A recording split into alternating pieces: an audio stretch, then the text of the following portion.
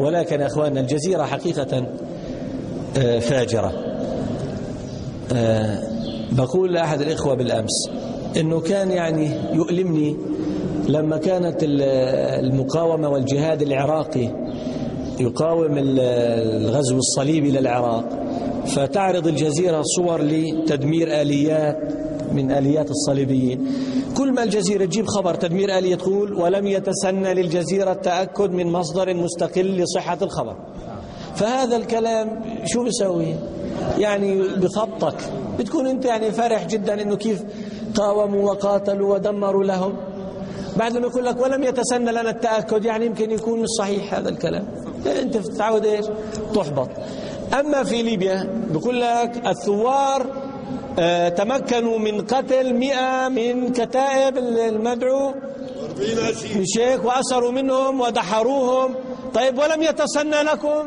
ليش هون بتدخلوش لم يتسنى لنا من شيطان من عفريت؟ مالكم ليش هون بطال على آليات الصليبيين؟ لم يتسنى لكم، حرقتوا دمنا وأحبطتونا ويأستونا. أما هذول لما يجونا البغاة قتلوا بعضهم بعضا وقتل المسلمون بعضهم بعضا فرحين، قتلوا منهم 100 ودحروهم. ووين يا أخي أنتوا يعني بوق شيطان؟ نعم. الثانية امبارح جابوا أنه ليبيا من البلاد الغنية للمسلمين، يعني من النفط والزراعة والأشياء من اللي بالك فيها. طبعا هو لوين بده يوصل؟ وأنه فيها فقر كثير. فعرضوا يمكن 3-5 دقائق لبيت فقير. شفتوه؟ لا اسمعني أخي، عرضوا لبيت فقير. والله يا أخواننا يعني لو ما حدا قال لك إنه هذا يعني معرض لبيت فقير واليوم بدنا نمر على عائلة ونسلم عليها من عوائل المسلمين، ما حدا بينتبه إنه فيش أبدا يا أخي. والله يعني في كثير من بيوت المسلمين كهذا البيت، يعني ورب العالمين ورب محمد وعيسى بن مريم وموسى، إن البيت الذي رأيته والله أكثر متاعا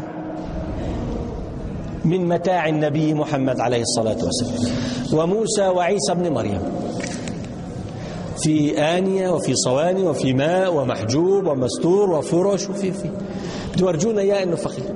وبالتالي يعني شو هذا؟ فيعني شو المطلوب؟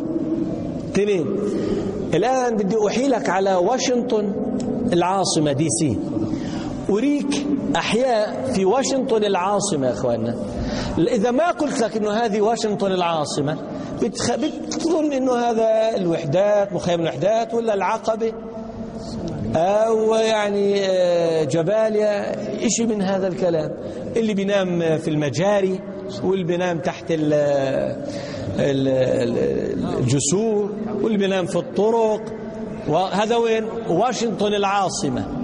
نيويورك يا أخواننا في الأزمة اللي فاتت 1/3 سكانها لا يجدون أو يجدون صعوبة في تحصيل لقمة العيش.